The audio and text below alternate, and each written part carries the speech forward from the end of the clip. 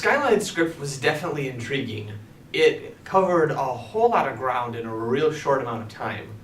And I knew from the word go that it was going to be a challenge to create a unit set which could depict about a dozen or 24 different locations over the course of about 100 years. It was definitely unique. It was something I'd never read before. It had a lot of different settings and times, and reading The Seagull definitely helped, made me understand, and listening to Reed at the first production meeting, he really went through how the story was kind of based on his life, his experience in Central Park, and then based on The Seagull.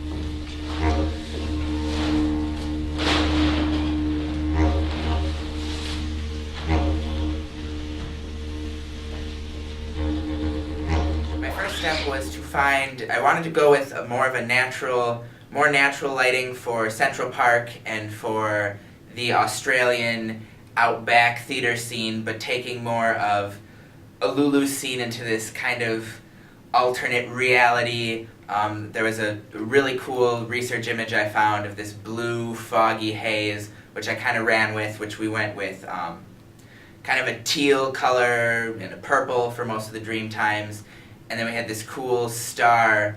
Lulu in the first scene references this star backdrop, and the scene designer took this really cool snake image and we turned it into this star, kind of lit up, and it was just... Can we get some stars, please? Thank you. The underworld, the earth plane, and the sky plane.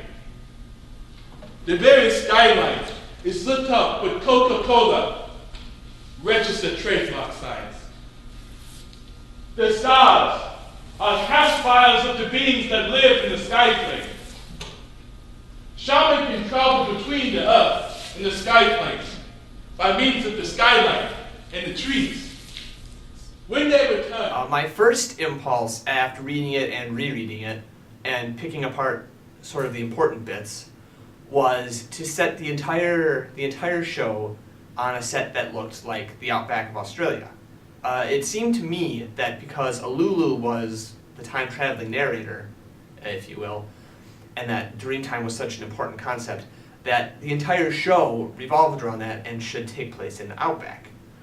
I presented a scenic design which included all sorts of naturalistic and realistic elements that are from the outback, different rock formations, different colors, different shapes, things like that. And the director took a look at it and said to me something to the effect of, "You're reading this story from a Lulu standpoint, aren't you?" Which is absolutely what I was doing. It took a little encouraging from the director to reinterpret the story. And Skyline was a story that could be interpreted 101 ways. There are so many characters and so many locations and so many different scenarios that each character goes through that at first it can look like a challenge to find what that through line is.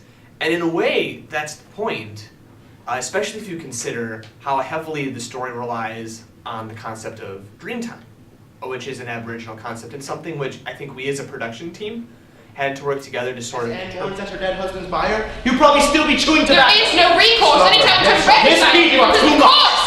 Of course, it's always me. Edwin, I watched your face last night when King Kamehameha came backstage. He shortened the play quite a bit, Mr. Booth. Then he patted you on the back. I believe once or twice a cut or a hurt happened this evening.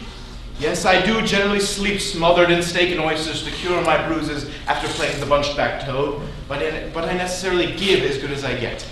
I am an excellent swordsman, but my blind passion is such that I do often cut myself. It was good, Mr. Booth. But I saw your father's riches in New York 20 years ago. I saw your face burst with mortification.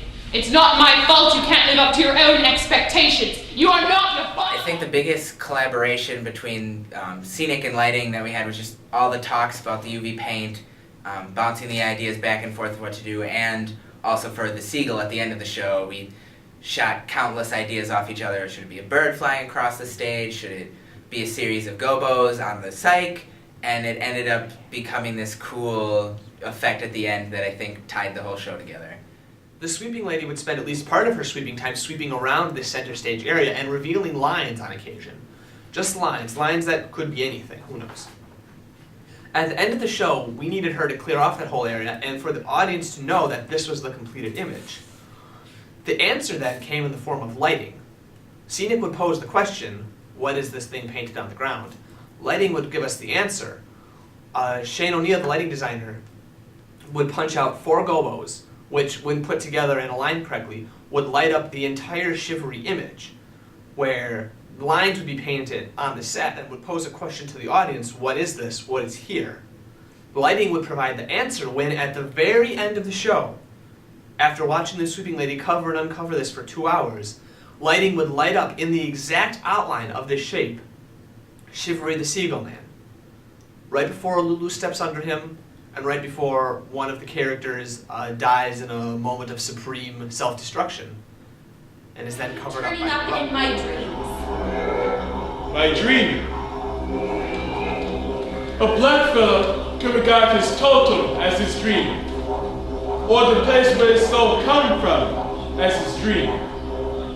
I regard tribal law as my dream. Shivery was my dreamtime ancestor. Shivery was a yard. It means seagull. Shivery, the seagull man.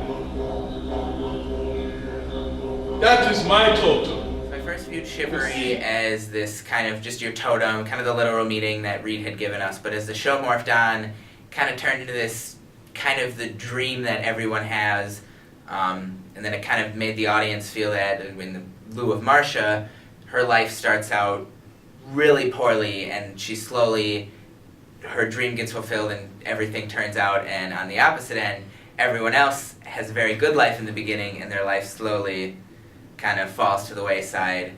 So it's kind of just taking the audience on that journey of, you know, we all have this dream that we're working for, and sometimes it may not go good, but you just got to work towards it to get things better and to make it how you want it to be. He belted out the rear door. He kicked me to Riverside as he mounted his horse and ran off into the night. When I arrived in the box, the picture of Walter the President was beyond feeling and could not hear the slightest scream. I took the dying president's head into my lap, bathed his temples. I endeavored to force on the liquid their insensible lips. I remember thinking of Mr. Lincoln, who was usually so jealous of other women in his life, you could see them engage her in conversation, was so absorbed in songs that she made no objection. For me, the only moment was that moment, as I sat tenderly and uselessly, sprinkled and battered as the red stain slowly spread into my satin dress. He loves me. He loves me not. Eerie eye, and I know their light. Eerie eye, and I know their mind.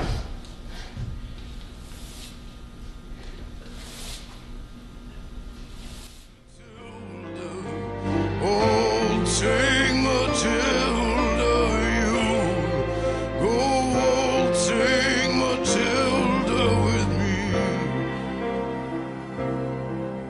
and you can ask any sailor, and the keys from the jailer, and the old man in wheelchairs know